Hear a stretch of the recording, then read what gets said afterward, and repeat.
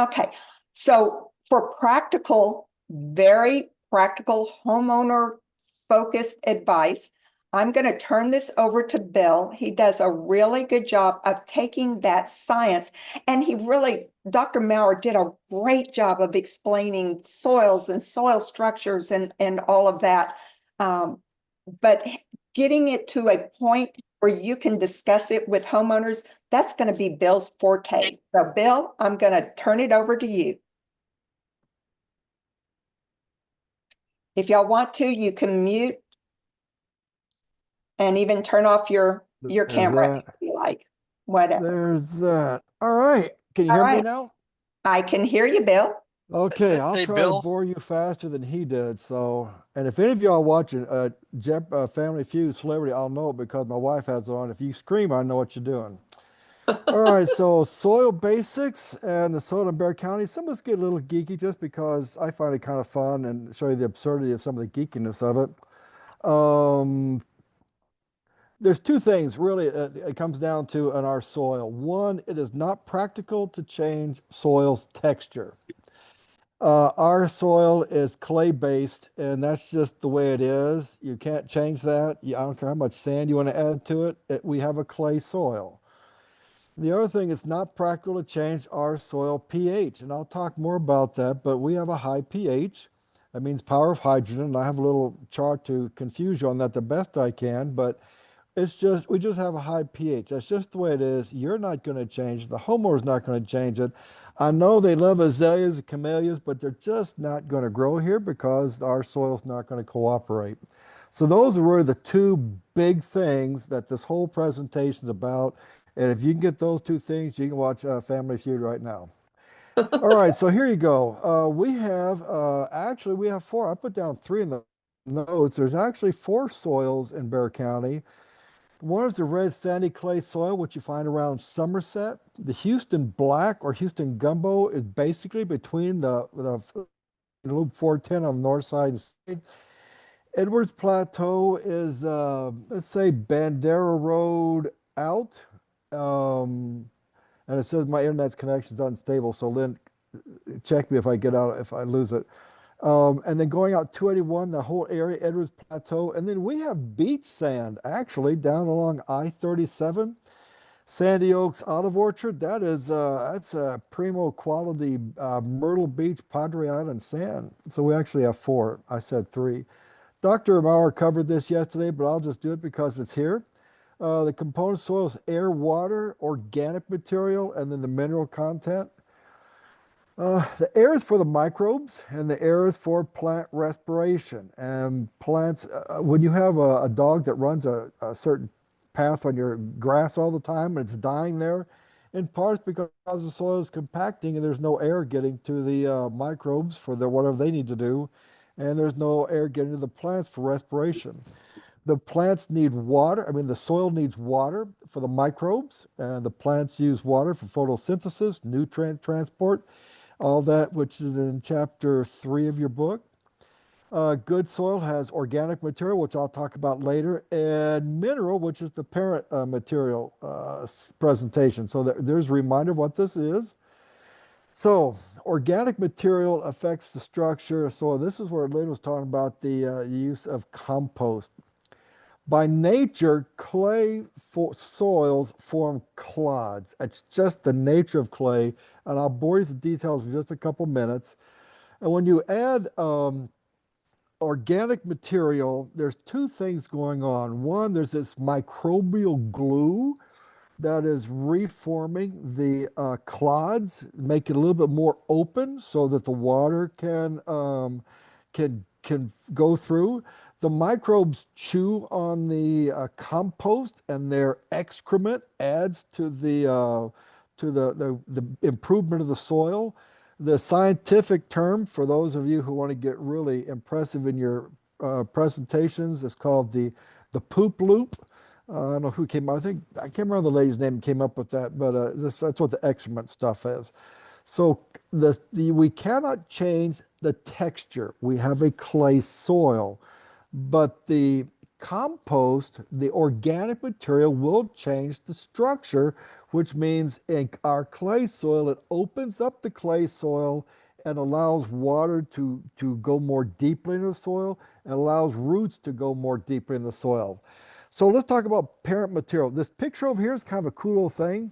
When I was a child in my 50s, I used to ride a bike. Now I'm in my 70s. I can't afford that anymore. The last fall taught me that. This is a huge rock on the Leon Creek Parkway. And this is a tree that is growing because the seed happened to hit a little bit of soil. And in this large rock, there's this tree. I always found that fascinating. All right, parent materials. We have granite and sandstone, which tend to give us sandy soil. Shale, slate, and fine grain rocks tend to give us silty soils. Limestone, chalk, marl, and dolomite, they are the parent material for clay soils, which is what we have. All right, so this parent material is called, it's weathered. Part of it is the cold. When it gets really cold, rocks like this will break into pieces. When it gets hot, rocks like break into pieces. Gravity, when rocks fall from one place to another and they hit the ground, they shatter, they break into pieces. Rain, we have a limestone soil, but the rain tends to be acidic. So when the rain hits the soil, and sometimes that rain is coming from 30,000 feet in the air, and it hits that limestone rock, it causes it to become weathered. And then nature, which is this tree will grow roots. As the roots grow, it will break that rock up. We have limestone, chalk, marl, and dolomite. When those things are hit by cold temperatures, hot temperatures, they fall, gravity hits them, the rain hits them, and nature cracks them open. They tend to turn into clay soils. So here we have sand. This is what sand looks like under a microscope. I don't know, 1,000 times magnified. This is what silt looks like. And this is what clay looks like. We're going to look at each one of these just for a minute. This gets a little geeky, but I enjoy studying this stuff since I really don't have much of a life anymore. Water just trickles through sand. There's nothing here to absorb water. That's why sand just allows water to flow right through it. Silt, when water interacts with the top layers of the silt, it forms this kind of little interesting like clay substance. It's really slick. And then when you get the clay, this to me is fascinating. This is about as geeky as I'll get on you, but it's important to know, and I'll tell you why. This is clay molecules. And what happens is water gets in here and it swells. And when the water evaporates, it shrinks. And so when we talk to homeowners about soil, or you listen to people on the weather talk about it's hot, it's dry, you need to water your foundations. That's because when we have rain, the water molecules get inside the clay and it expands, which makes people's doors and windows stick and their foundations shift, especially in between the 410s. And then when these things dry out, they shrink, which is why you have cracks in your yard, because you look at that, where'd those cracks come from? That clay soil has shrunk, and where it stopped shrinking is where it has maintained some moisture, which may be 6 inches down into the ground. So that to me is absolutely fascinating. Your Jeopardy answer is illite or kaolinite clay. And this is the clay, the typical soil chart where you show this much clay, much sandy loam, and Dr. Maurer may have gone through that. Primarily, this is where we are. We're in the clay area. There's nothing we can do about that. So you've seen that. I just want to reinforce that. Soil pH. Alkaline, when the soil is granite, or when the soil is granite, it tends to be acidic. But we have limestone, it tends to be alkaline. And here's why. And this is important because people will say, can I change the pH in my soil? And the answer is not really. Areas with well, let's talk about us. In dry climates, there is not enough rainfall to leach out some chemicals, and so we are going to have a high alkaline soil, and there's not really anything we can do about it. So people in Houston, they have a lot more rainfall than we do. People in Nacogdoches have a lot more rainfall, and that rain leaches out some of the in here. Ours doesn't do that. So our soil, there's not much you can do about it. It is limestone and it's alkaline. And here's a map. This is a soil pH map. If you notice this whole area here, this is limestone-based soil. This is dry area. Here's where all the moisture is. There's dry area in here. And so some homeowner living right in here someplace thinks they want to change their soil. The problem is they have all this soil around here affecting it. And they really, it's just not practical. And that's why I said two things. It's not practical to change our texture, which is limestone, and it's not practical to change our pH, and it's going to be high. Here's a precipitation map. See, we're in here. This is relatively dry. You can see the moisture here. You can see the moisture in the Great Northwest. So that can tell you that it will tend to be a little bit lower in pH, a little bit lower in pH. But right here, this is high and dry. And again, we live someplace right in here. And someone says, well, I want to change my soil. It's just not practical. Average rainfall for Texas, we're in this area here. We get about 33 inches a year, give or take. We haven't met that average in a long time. But this tends to be the alkaline because it is dry. This tends to be acidic because it is wet. So specific to us, here's this power of hydrogen thing, the pH. The more moisture there is, it leaches out certain ions, and we tend to be high in pH. This gets a little on the nerdy side. If you get lost in here, I can try to answer questions. My point is, this is us.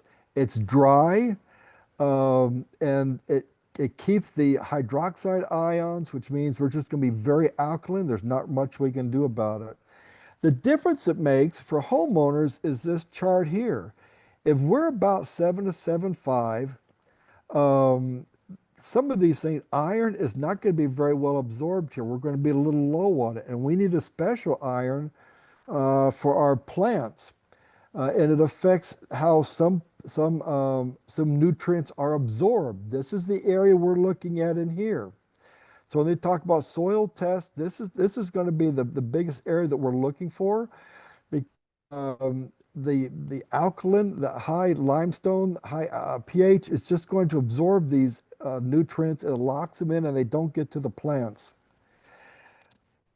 Iron that we need when people ask if I can put iron on my plants, it is this. It's EDDHA, and you usually have to buy it online. It is a chelated iron. The difference that makes is if you go to the nurseries and you look at their iron products that they sell, and those iron products are expensive. They are not chelated, which means the iron is going to get bound up in our soil because our soil is high pH, and it will not allow the iron to get to the plant. So you're spending a lot of money on something that's just not really work. So we try to get this EDDHA chelated iron. You will probably have to buy it online because I have not found it locally. And those are the 5 initials. The phosphorus, which is here, it gets locked up in our alkaline soil. And the reason that difference is because when we go to buy fertilizer, it's normally said to use something like 15-5-10, which we've recommended for years. The problem is that 5, which is phosphorus, it just does not get absorbed by the plant. That's just the nature of a high alkaline soil. And actually, it's going to be, which we'll get to in a little bit. This is a fascinating map about Texas. This is the Edwards Aquifer, the Edwards Plateau. This is our heavy clay. Right in here is that Houston black, and it goes all the way up to Dallas. And this soil goes through the, say, Jefferson area, Monte Vista area, and they have a lot of foundation problems. So the clay in here really expands when it gets wet, and it's really creates a lot of problems. And where those people do have to water their foundations to sort of keep safe. What's fascinating to me is the next slide, all these different colors. This is where the ocean, the formations of Texas took place. There is a mountain range in here called the Wichita Mountains, and you see it still up in out Oklahoma, Arkansas. But it was formed here because the North American plates were going this way, and it was the South American plates were going this way, and they collided right around the same area, and they created this really thick, marly clay soil that goes through right in here, in between the two 410s. South of town, we get a sandier soil, and every one of these is more and more sandy, which to me is fascinating. And up in here, it's more and more limestone because this used to be a shallow sea. And the reason we have so much limestone is because when this area was, see, let me back up here. When this area was under a sea, billions of plankton over millions of years, when they died, their skeletons fell to the ground and they formed this limestone clay calcareous base to our soil. That's why you can't change our soil. It's been in the making for millions of years, and that's just the nature of our soil. The fascinating thing again is right here where the continents collided, the soil starts to change, and here it's become sandier and sandier. Specific to Bear County, we should have 5% organic material. We have maybe 0.5% organic material, which means we are very low. And a lot of the reason for that is because of the Europeans, when they came here, they brought with them European farming methods. And so when they dug into the soil, they exposed all this organic material to the weather, and it just destroyed it. And so what might have been once a very rich area in organic material, because the Europeans' farming habits, they destroyed the organic part. So here I talked about the four soils native to the Bear County area. And here's a challenge when we talk to homeowners as master gardeners. Build When they go to build areas, they just clean out the soil. They want flat areas to build their homes, but they're required to bring back in soil, maybe 4 to 6 inches deep, depending on what the codes are. And the challenge is, where did they get the soil from? Well, the cheapest soil around here is this Houston Black. So you may live out 281 and road, but they bring in this really nasty black gumbo clay soil. It has a smectite clay, which really swells up horribly and shrinks horribly, and it creates foundation issues. So this is something when we talk to homeowners, the first question is, well, where do you live? And if they live around the Somerset area, it's going to be a sandy soil on top and a clay soil underneath it, about 3 feet. If they live in between the 410s, it's going to be a very thick gumbo clay soil. If they live north of 1604, the native soil is going to be a very thin Edward soil. But then the next question is, well, how home? Well, I just moved in. Chances are the builders brought in Houston Black soil. If they've lived there for a while, then the soil may be something else. But when I grew up on the west side of San Antonio, every 3 to 5 years we had a load of soil brought in, and it was this Houston Black soil. So we just added bad soil to bad soil. We do not recommend adding sand to our soil because the sand mixes with the clay and essentially forms a concrete, which is not the least bit helpful. So basically what it means is some plants do not grow here. We have an alkaline soil, and some of them want acidic soil. We have a high pH, some of them want a low pH, but we can improve our texture by adding compost to it. Compost will improve the soil structure. It allows the soil to absorb water better. It takes care of the iron issues. It takes care of the phosphorus issues, which is the nutrient. And it can modify our soil's pH a little bit. It can bring it down temporarily, ever so slightly. So I want to talk about compost because there are some questions about that the other day. The expression compost happens was technically it's not true. Humus happens. Out in the forest right now, the twigs and the leaves are being decomposed by micro. Compost is something human beings do. This is my compost pile right here. We intentionally try to speed up what Mother Nature takes years to do. So compost is it's air and it's water. It's browns, what we call browns, greens, and it's heat. We browns, greens, water, and air, and we make that hot, and that creates compost. The minimum size for those who want to do these are simply pallets that are screwed together. Is minimum is 3 by 3 because you need that size to make that heat. The maximum is 5 by 5 because I'm 6 foot tall and I do not want to try to be lifting compost over my head to mix it. So usually pallets, 3 pallets screwed together will be all right. These will want to force out the side, so I might get a board to go across there to sort of keep it locked in. World, and I think I heard Anna talk about this. You have your 3 bins. You put them in. They're going to cook for a while, then you put them here. They're going to cook for a while, and you put them here, and it gets finished out. This pile will end up being about this big because the microbe is going to eat this stuff. So air fuels the microorganisms. It fuels the bacteria and the fungi, which they need. When the air gets in and they start chewing, their body heat increases and it slowly kills off pathogens. It kills off weed seeds. It can kill off some insect larvae, but air is needed in here. So this is a pitchfork, which I can put in there to help break that up a little bit. Here's the big thing. Anna mentioned this the other day. It takes a lot of water. The biggest mistake people do is they make this pile and then they pour water on it from the water hose. Well, gravity is going to dictate the water is going to go around the edges. This in here is not going to get any water at all.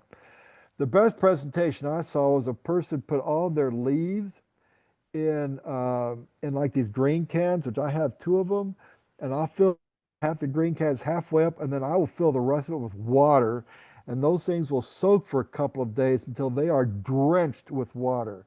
Because now when I put them into a pile and I pour the water on, water physics is going to pull that water into the pile instead of going around the pile. Browns to carbons. I've got a formula in here. Somebody told me, I think is I can't remember, talking about form. I've got a formula here which shows sort of the silliness of it all. But in making compost, we need browns, which is going to be things like leaves, wood chips, straw, anything that's considered carbohydrates, because the microbes need this for their metabolic process. And then there are greens. Greens are banana peels, fruits, freshly cut grass. This is Starbucks coffee grounds. I didn't know they came in pucks. No bones, no fish, no anything like that. That will attract all sorts of critters that you do not want. Do not put charcoal ash in here. This is primarily coffee grounds, but there are some organic things that we would throw in there. Whether it's banana peels or watermelon rinds or tomatoes or whatever. Um, so in summary, uh, greens supply the nitrogen which microbes need to build their proteins, reproduce. Browns provide the carbon that they need. If your pile smells, it means you have too much nitrogen, and those microbes are basically passing gas, and you're smelling their gas. Pile is not breaking down. That means there's just too much carbon. One day, it was a couple of years ago, this lady actually has 4 red oak trees, and very neatly raked all of those leaves and put them into 4 bags. And I said I'd be glad to take those bags for them. I came home, I put them in a compost pile. I just kind of left them, and I got sidetracked with life. Came back 3 months later, and I still had a pile of red oak leaves because they just was no impetus to break them down because I didn't add nitrogen to them. And oak leaves should be mowed. They have a really thick cuticle on the leaves that prevents them from breaking down. That's how they survive our heat. And so if you're using oak trees, they need to be mowed, broken into little pieces so that the microbes have something to chew on. All right, so the greens, that's our fresh fruits, vegetables, freshly cut grass, coffee grounds, and some Starbucks will have those set aside for you. Or if you just call them and say, I'm coming in. If you're really old like me, they'll carry them out to your truck for you. And then you just convince your wife to carry them back to the compost pile, which doesn't work. And then the browns are the leaves, which we're going to have pretty soon when the trees start losing their leaves. And if, like I said, if it smells, there's too much protein. I tell you a story. My son works for HEB, and I told him I needed some greens. He brought me 7 containers of pineapples, strawberries, cantaloupe, and I had for a little while. I actually had little pineapple trees growing on my compost pile. I just tore them up, and it did smell. It had a really nice sweet smell to it. But anyway, if it smells, there's too much greens. If it's not breaking out, there's too much browns. So here's the basic rule when you see any compost presentation, ignore the ratios. We're supposed to talk about ratios. And so ideally, I'm going to kind of confuse you. Remember, here's the rule, ignore ratios. We will tell you that the brown to green ratio should be 30 to 1, or we'll say, well, it should be 2 or 3 to 1, maybe 50-50. There are just too many variables, and here's why. Wood chips, there are 400 parts of carbon to 1 part of nitrogen. And if you're trying to get this 30 to 1 ratio, I don't know how you, coffee grounds is 20 to 1. So that's why you just kind of, when you mix your with 50-50, if it smells, add more browns. If they're just not breaking down after a few weeks, you add more coffee grounds. Um, and here is the mathematical formula. Somebody talked about you got lost in math yesterday. Well, here's something for you to chew on as you do your math. If you have 10 pounds of wood chips, which are 400 to 1, how many coffee grounds do you need at 20 to 1? I hated word problems. So here is what artificial intelligence did for me. And if you can figure that out, then you deserve a plant next time we see you, and I'll make sure I bring one for you if you understand this mathematical formula. Basically, what it says is if you have 10 pounds of wood chips, you're going to need 94 pounds of coffee grounds. That's a lot of Starbucks coffee. That's why I said don't worry about the ratios. It goes back to this. If the pile smells, there's too much greens. If the pile's not breaking down, there's too much carbon to it. And here's what happens when you put your greens and your browns together, and I'll just recommend 50, just half Starbucks coffee, half leaves. See how that works out. The initiation phase, the temperature is just going to skyrocket. This is the cold psychrophilic, not psycho, psychrophilic. They like it cold and they start chewing and they start eating and their body temperature warms up and that attracts the medium loving microbes, all those little critters, and they start eating and they attract the thermal. These are the hot ones. And right about in here, the it starts killing the seeds, all the pathogens start dying, but the pile is going to start decreasing in temperature. And so what you do is you go with your pitchfork or something and you add air to it. Remember, air makes it hot and it will start this cycle all over again. And when it starts going down, you go and you mix it up again and the cycle starts all over again. The best way to do it is with a compost pile thermometer. That's about a 2-foot thermometer. And you can see this is the pile I made. You can see the pounds here. That is at about 150 degrees. That means it's hot. When this thing starts coming down over to here to 120 to 110, I need to go in there and fluff it up a little bit, get some more air in there, and it will come back up. And when it stops coming up, that means to me it's really getting pretty close to being finished. Compost is finished when the pile is maybe 1/3 the original size. So if you've got 3 foot of leaves and coffee grounds and it gets down to about that means it's really close to being finished. When you put your thermometer in the compost pile and it's really similar to the temperature outside, so if it's 90 outside, your temperature, your compost is 90, that means it's really close to being finished.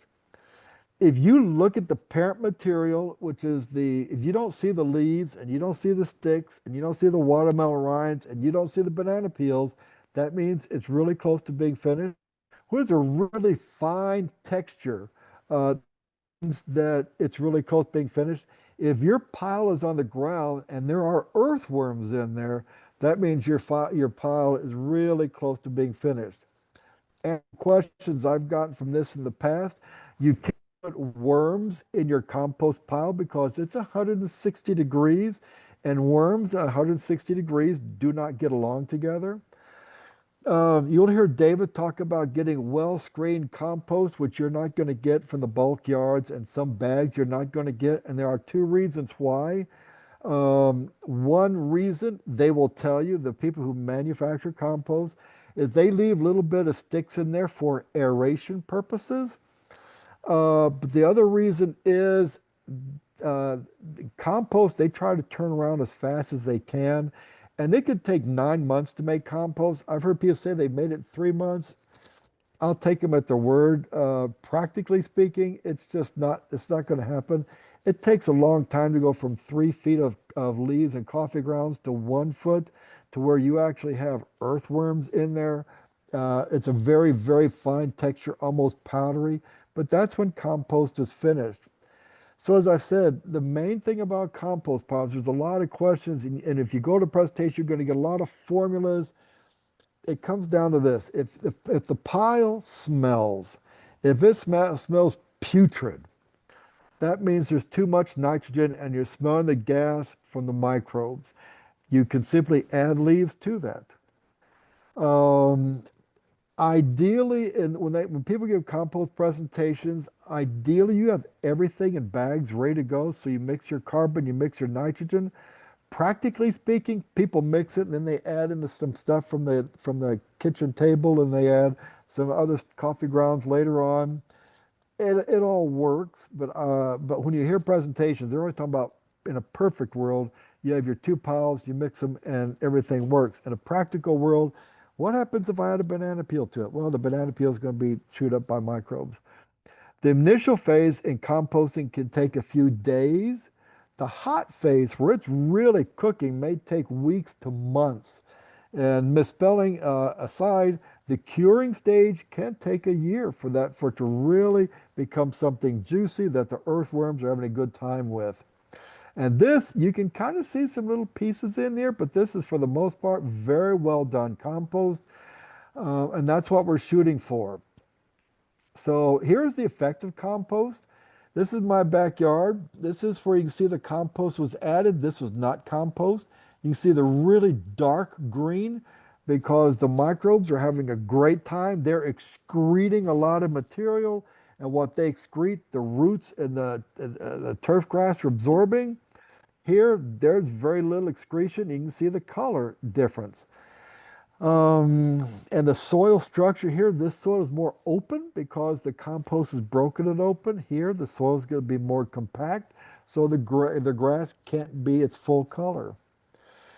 This was a year, 2 years ago. We had 1 inch of rain. This is my front yard. This is solid compost. I don't know if I have soil out there or not. I put about an inch of compost for twice a year for about 2 or 3 years. I'm not sure this is even soil. This is solid compost. But that 1 inch of rain got water 4 inch moisture 4 inches deep in the soil. And the reason I stopped this is concrete right there. But that's what 1 inch of rain did. I ran a simulation through a couple programs, and in our soil, 1 inch of rain in 1 hour, there's a good chance that 75 to 90% of it is going to be runoff because clay soil absorbs water so slowly. What compost does to the clay soil is it opens it up so that in 1 inch of rain, I got soil moisture 4 inches deep. So the questions on compost, the best compost is what you make because you know what's in it, but it can take months. Next is bag. It's the most expensive, but it's convenient. I mean, it's like $10, $10, $11 a bag, but it's convenient. You take the bag where you want it, you cut it open, you put it there. Bulk is fresh, it's cheaper, but you need a truck.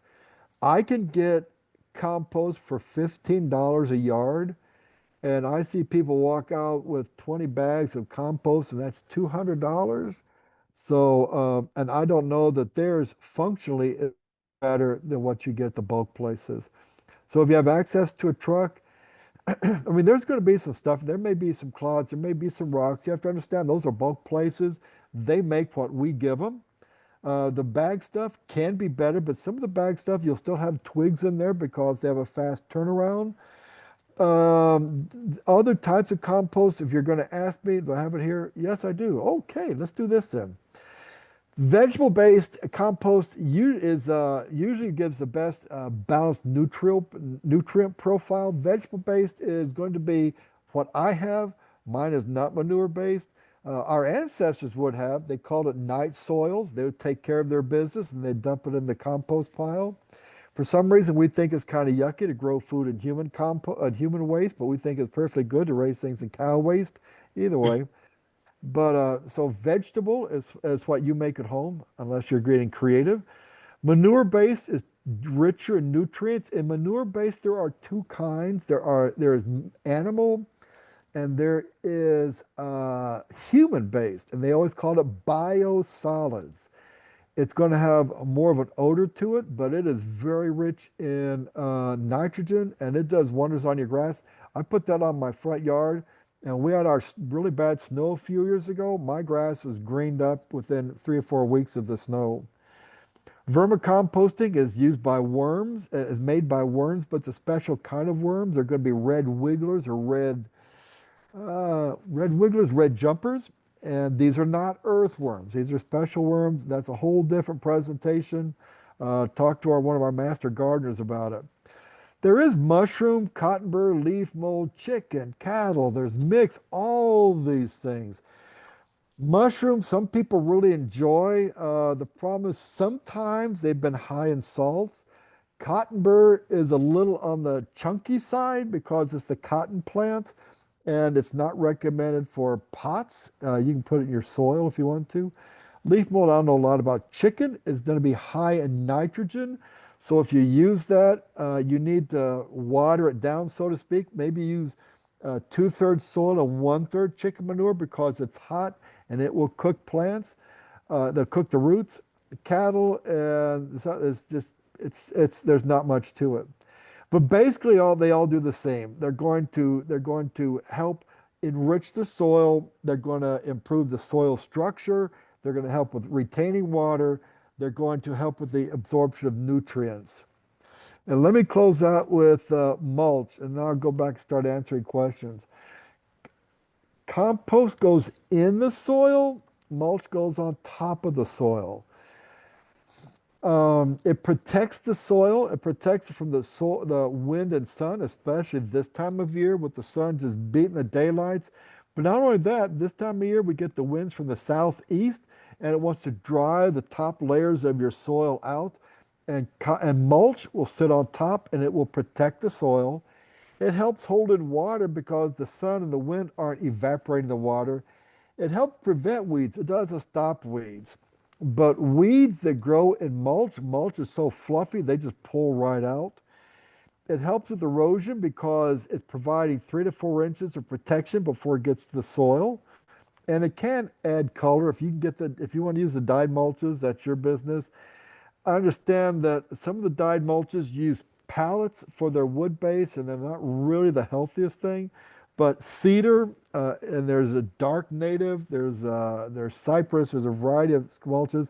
But what happens is when our sun hits the cedar and the native and the light and the dark, it bleaches it all out. You can't really tell the difference. Here's what mulch does.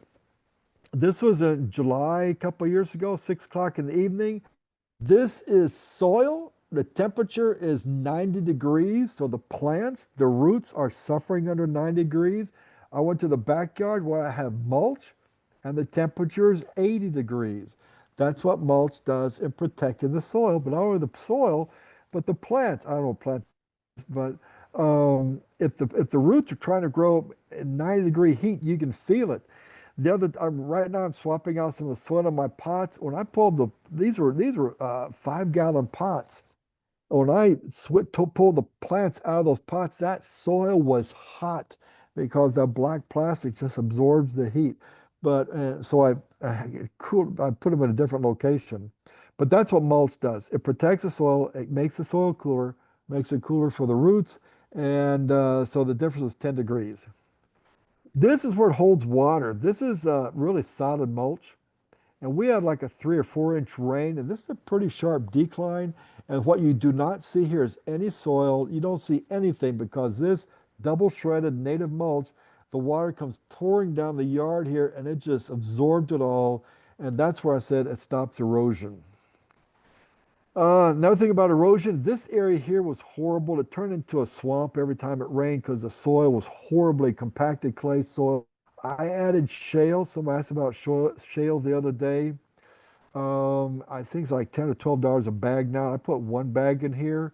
I mixed it in. I got solids compost, a yard or 2 yards. I mixed it in, all this mulch on top of it. So now, rather than turning into swamp, all these plants just love growing in there because there's so much mulch and so much compost in there. A few years ago, pine bark was the flavor of the day, but the problem is bark isn't designed to absorb water. So back in the 80s, we put pine bark all over our beds, and the rain came and it washed it down the hill. And our neighbor said, "Thank you very much for the free mulch."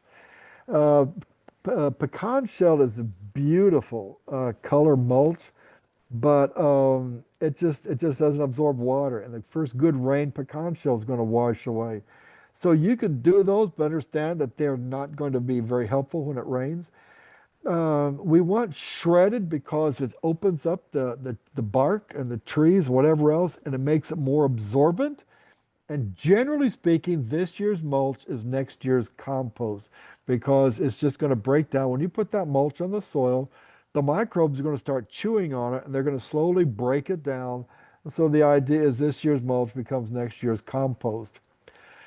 Some mulches, colored mulches, say they last 4 years. I'm not really crazy about that because the source of the wood is pallets, and I prefer trees and brush and shrubs.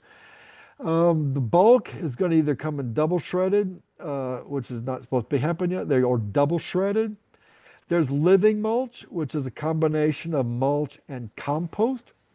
The city will give you free mulch, or you can buy it. But the city free mulch, it's single shredded, and that is what this looks like. This is single shredded from the city.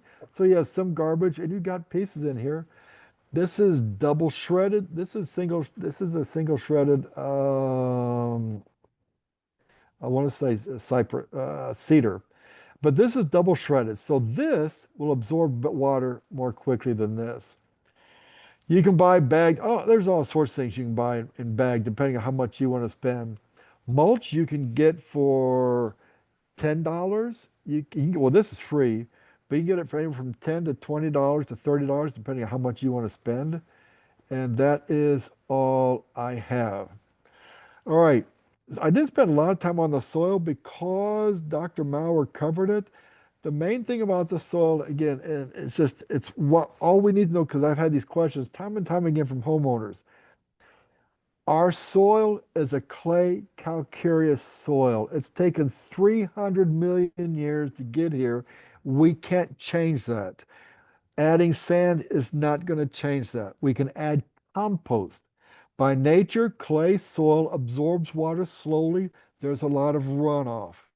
That's what you can take from this. If we add compost, it doesn't make any difference really what kind of compost. That will break that clay soil open and allow water to grow, get deeper in the soil, and allow the roots to grow deeper.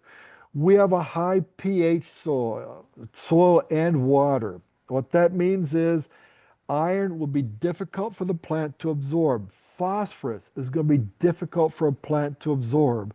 The way we deal with that is compost. The answer to virtually every answer in South Texas is compost. How can I improve my yard? Compost. How can I improve my gardens? Compost. How do I improve my marriage? Compost. Everything is compost, no matter what it is. And so with all the stuff Dr. Maurer told you, what I told you, it really comes down to that simple stuff. High clay, high pH, add compost, add mulch, and you're in business. All right, so let's go through the questions for what I did not answer very good. Okay, if I could get y'all to raise hands so that we're not talking over each other, As soon as I see raised hands, we'll call on you and get those questions in.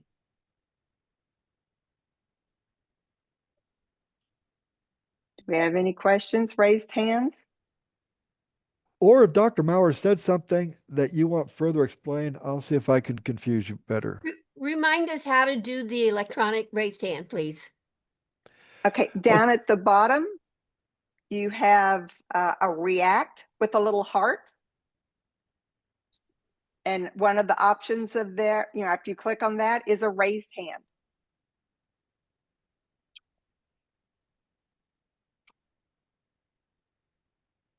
Lynn, can you see the hands? Because we have several hands up. Okay, I am not seeing the hands. Muriel, if you can see those, go ahead and Okay, Rand is the call those first out. one. Rand is the first. All right. Hey, Bill, can you hear me? Yes, I can. Okay. So we would consider it a win if we could get homeowners to basically get their soil test, then get the recommendation back from the testing station, which basically says what fertilizer to use, and then get them to put compost on their lawn. You would consider that a win?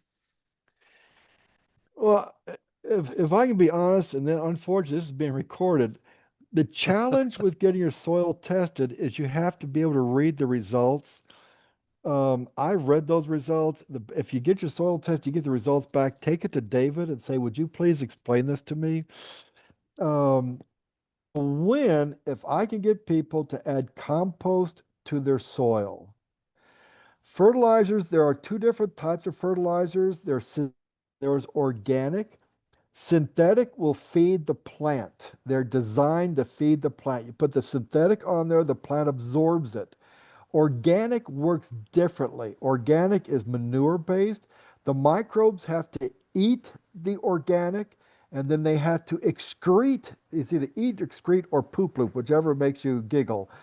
But they have to eat the organic, they have to excrete the organic. What they excrete is what the plants absorb.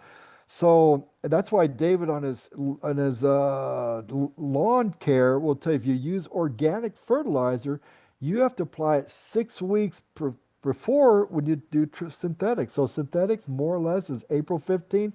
You do organics March the 1st because they function differently. Synthetics feeds the plant, organics feed the soil.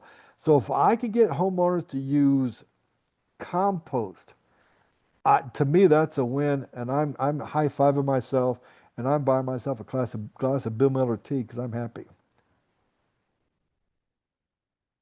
KB, are you iPhone 2? Oh, Sorry, can you hear me? Now we can, yes. Okay. Yesterday when we were outside doing that little trial, Bill made the comment that he would not add compost to clay soil because it would hold onto water more.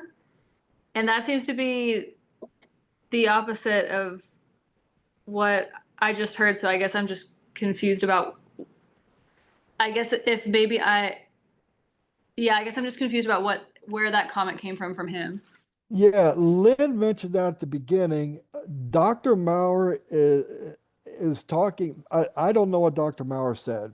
What I can tell you is the research will tell you adding compost to our clay soil will change the nature of the clay soil.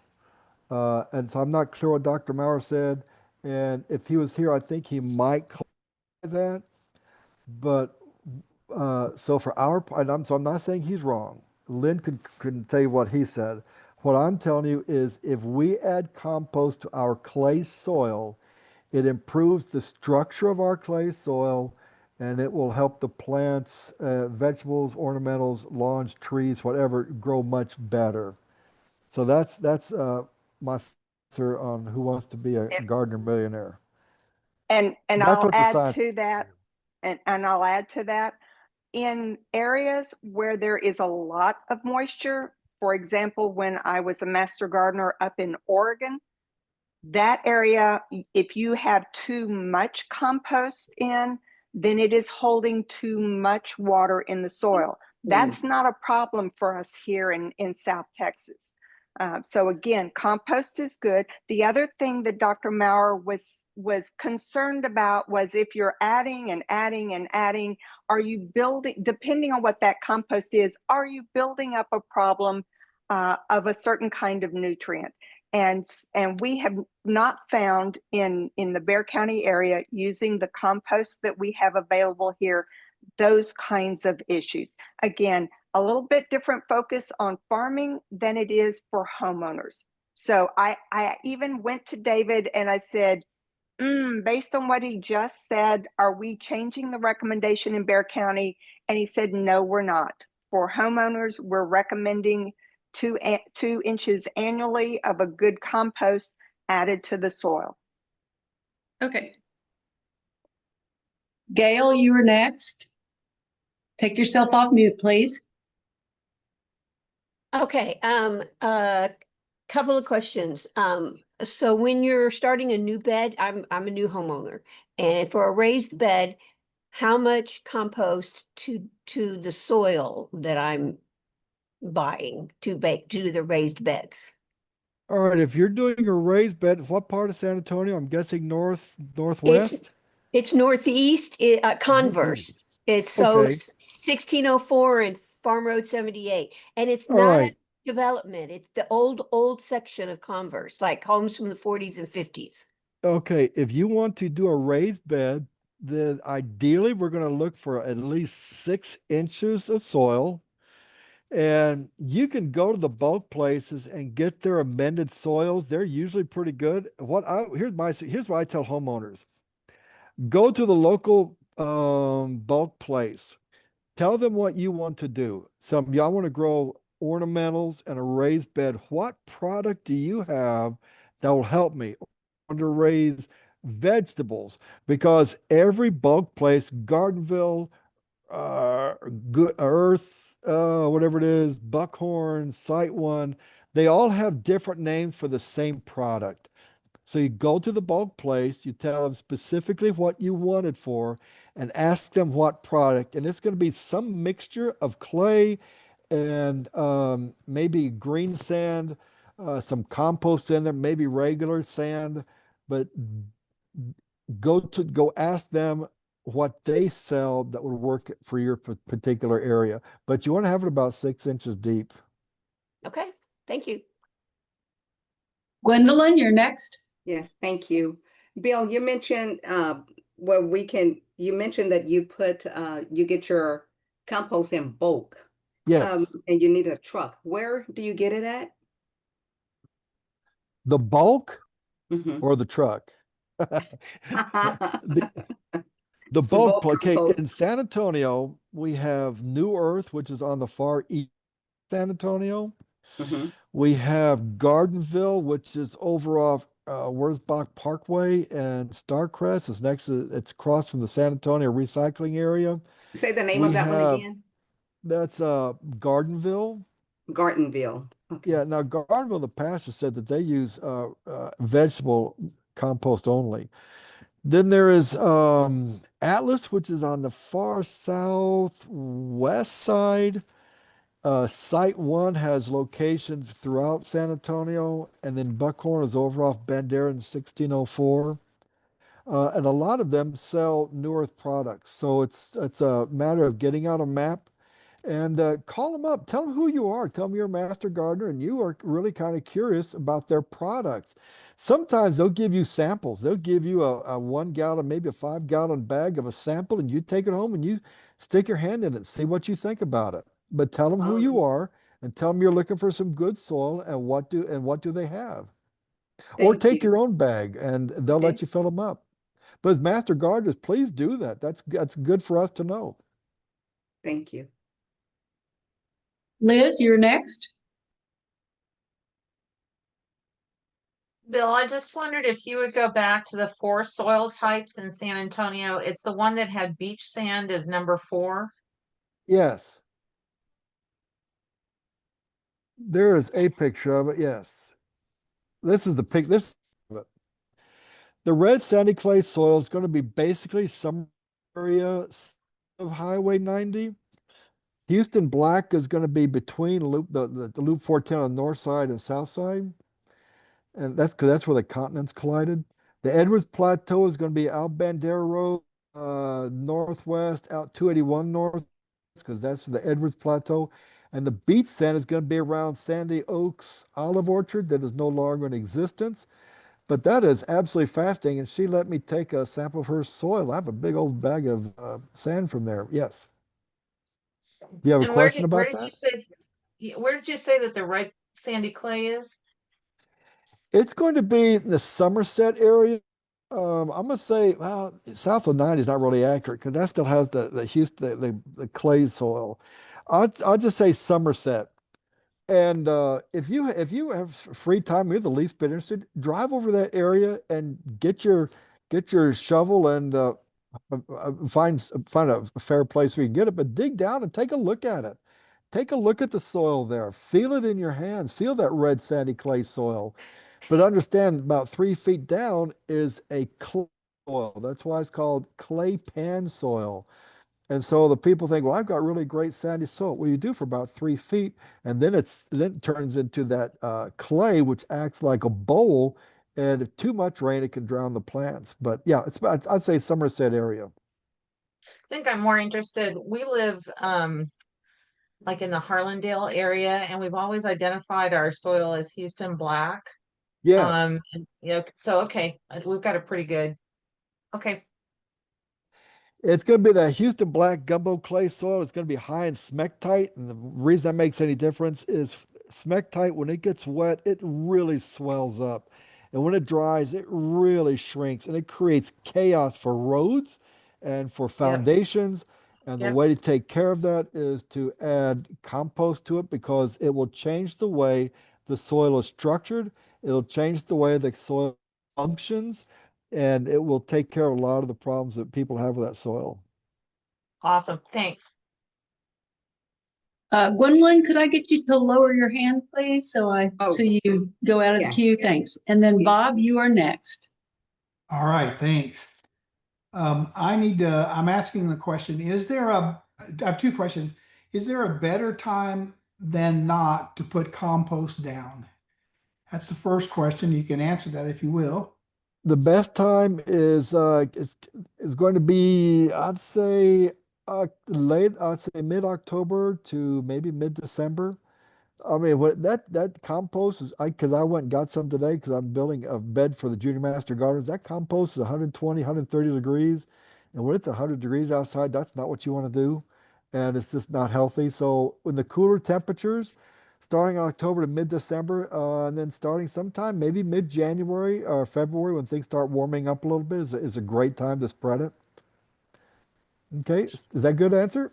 Yes, and so Okay. in other words, it's not good to buy the compost until I get close to mid-November, October. I think I would really recommend waiting. I mean, it's really hot right now, and the last thing we need is to be out there shoveling compost in this Yeah. weather. And that's I've thought about that question. That's a good one to ask about the heat of the microbes and the heat of the day. I don't know that matters, but just practically speaking, because homeowners will ask, do it when they during the cooler parts of the year, and you can do it twice a year. Do it once in mid-November and do it again in mid-March. So when you take it off the truck and say I bought a bed, the back of my truck full, I don't know how much to buy, but if I buy a good amount and then I take it home, can I pile it up on my yard and then distribute? No, no. The answer is no. The story behind it, and I don't run a little late. My sister-in-law had that done, and she had little piles of compost put all over the place. The guys went out for lunch. They came back and they started spreading it. Where place they put it was a little yellow patch because the compost burned the turf grass. What Okay. I do is I take it, I and put in a wheelbarrow, and I will make piles, maybe 4 or 5 piles, and then I will rake them with the back of a heavy rake, rake them flat, and then I water that area. And it takes me longer, but I'm retired. I have anything else to do with my life. And so then I'll do the next section. I may do like a 12 by 12 foot section, put the pile, rake it, water it. Next pile, rake it, water it. and I don't have any issues. If you put your compost on the soil and it sits there, that area under at the bottom of it, it's going to get burned. Okay. And then the last question real fast is that where can you buy bulk double shredded uh, mulch? The bulk places I mentioned will have it, and the city of San Antonio has it also. They charge you very little. When you go in there, they weigh your truck, and then you come out, they weigh it. And the city of San Antonio is probably the cheapest, but any of the bulk places will have double shredded native mulch. And that's really Okay. the best thing for here. Thank you so much. Oh, but like I said, with Everyone, all of it's, well, go ahead, Bill. Finish. with all of you, go to the bulk places. Tell them who you are. They like us because we're business. Tell them you want to look at their products. You want to go out and feel their double shred. You want to feel their cypress and their cedar mulch. You want to feel their compost. Yeah, go out. Go out. I encourage you to do that because they like that sort of thing. Good. I'm going to interrupt right here and let everybody know we've finished your required hour of Zoom. Bill will be glad to stay a little bit longer and answer a few more questions if you had it, but you are perfectly welcome to go ahead and sign out, and we will see you again. Oh, I sent out the slides from Dr. Mauer's program, so you should be looking for those in your email. Otherwise, we will see you next week. And Bill, if you're willing to answer a few more questions. Oh, I don't go to bed till 10 o'clock. Let's go. We got 2 hours. No, you have at most 20 minutes. Okay. Oh. All Tasha, right. you are That's it. next. Yes. Oh, yeah. So my question was, right now I can't plant in ground, and so I will be using grow bags. So my question was, what kind of potting soil or fertilizer do I need to use for fall gardening? All right. So you have it as you have pots and you want to know what kind of potting soil to put in there? Yeah, so I don't know, like, I basically wanted to start like tomatoes, some of the Okay, like sure. fruit and Yeah, vegetables to that's grow back. a great question, and there's no good answer. Potting soil is not regular government. You can shred, you can grind up trees, throw in some beach sand and set potting soil, and nobody knows. Generally speaking, the cheaper the potting soil, the cheaper the ingredients. Those floods they had up in the hill country. Oh, I came home from Kerrville yesterday because I had that presentation, and I saw them grinding that stuff up, and that's going to show up in places, someplace, and somebody's buying it, and they're going to turn it into potting soil and mulch to sell at the various places. So generally speaking, the cheaper it is, the cheaper the material. Uh, it used to be a $10 bag, but potting soil has gotten so expensive. I can tell you the best potting soil, there is no best. You just need a good quality, a good combination of, I'm stuttering here. I'll tell you what, make your own potting soil. Here's what you do. You go buy yourself some peat moss, you go buy yourself some perlite, and you go buy yourself some cattle manure compost. And then you get there and you just mix one peat moss, one perlite, one cattle manure, and you just keep mixing that. And make your own. I make my own soil. I don't really buy potting soil anymore. I just mix my own. And you just start off with 1 part peat, 1 part perlite, 1 part compost, and put your plant in there. Your plant's going to absolutely love it. As far as fertilizing, I don't have a good answer. I guess it's going to be like a 1959, some sort of fertilizer. Skip Richter, the horticulturist who retired out of Houston, says he uses 1959 on his turf grass. He uses it in his pots. What you want to look at is it a fast release, which means the minute water hits it, it's dissolved, or is it a slow release, which means it's going to last over a period of time. But what I'd suggest you do really is do some research and find out what would be the best fertilizer for tomatoes.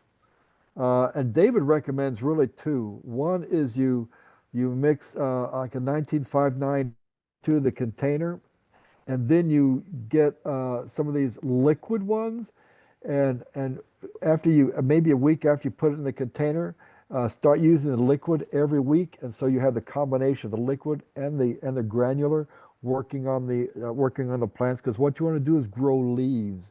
And so so make your own potting soil. You're a master gardener. You don't need to buy it anymore, and then have fun with the fertilizer. You said just use like go and get like compost, or you said cow manure. Cow manure is really the safest, and it's going to be among the cheaper, even if you want to buy vegetable. But you can use chicken, but you're going to use 2/3 soil and 1/3 chicken, because chicken's going to be hot. But you can Gotcha. use chicken if you want to. Yeah, No, cow we're manure. master Okay, gardeners. We even make our own compost if we have to. thank you. Lindsay, I saw your hand up a little bit ago. I don't know if you still have a question or if you're still on. I guess not. Okay. Bill or Lynn, someone asked, Becca asked, is there a particular age of home that would be subject to the builder bringing in soil? And I know they've done it for at least 30 years because my last 2 homes, they've done that. Do y'all have a better answer? As far no, say the first part of the question again. Sorry, you talked about how when new homes are built, they bring in all the cheap, crappy soil to Right. replace. And do you know how long they've been doing that? Because they're wondering, is there a particular age of home where Oh yeah, that? they've been doing that since whenever. It Okay. was years ago before COVID. My wife and I drove out Bandera Road, and I saw this big old pile of, I don't know what it was. It was caliche, and I went around, looked at some of the gardens, some of the homes, and they used that caliche for their soil. And Ugh. this was for COVID, so it's just what it's built. So they're bad people. That's just what they do. They scrape stuff out, they build a home, and then they put the soil, whatever soil is the cheapest they can find. It's just the nature of the business. This is a question is that I know I've gotten in the past from the public. Karen was said that she was sharing the importance of using mulch, and she has some friends who said, well, they prefer to put down landscape fabric or that weed barrier and then add mulch on top of that because they don't want to deal with the weeds. So y'all want to address that? You and Lynn? The Bill, do challenge you want to with, do that or do you want me to? well, let me give my part, and then you'll Go ahead. fill in.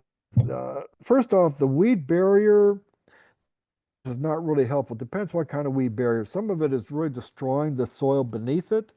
And weeds come from the skies. The birds, they eat these hackberry things, and they poop them out, and they end up there. My neighbor right down I'm pointing like you all can see it. They put down weed barrier. They put in these big old rocks, and the lady's out there 2 days ago digging out weeds. So the weed barrier is almost sometimes a oxymoron. It doesn't really help. What happens though with compost, mulch, we put mulch on soil, it's going to break down and it's going to improve that soil, and then you just keep putting mulch on top. So the weed barrier isn't always a weed barrier, and a lot of our weeds right now, they're blowing in from the southeast, and the weed barrier is not that. And we start getting these cold fronts from the northwest, the weed barriers are not going to stop that. Okay, Lynn? No, you are dead on. Most of the weeds are going to end up on top of that weed barrier, and you're still going to be weeding. It usually looks good for about the first year, and then after that, there is enough decomposed material that's either decomposed or blown in, and all a weed needs is an 1/8 of a teaspoon of soil, and it'll get itself started. So they're not very practical. Those are all the questions that we had queued up. Unfortunately, Karen just sent a message that she had to sign off right before we got to her questions. So she may be asking y'all about that next week. We can do that. All right. All right. Well, everybody, thank you so much. And Bill, thank you for coming and sharing your information. As always, it was nice, practical information rooted in science, and we really appreciate it. Well, thank y'all for tolerating me, and I don't know who won Family Feud, but if I didn't hear anybody scream, so I appreciate that. Thank you Thanks, very Bill. much. Thank All right, you. y'all take Thank care. you. Bye. Bye. Y'all have a good one. Thank you, Lynn. You do the same.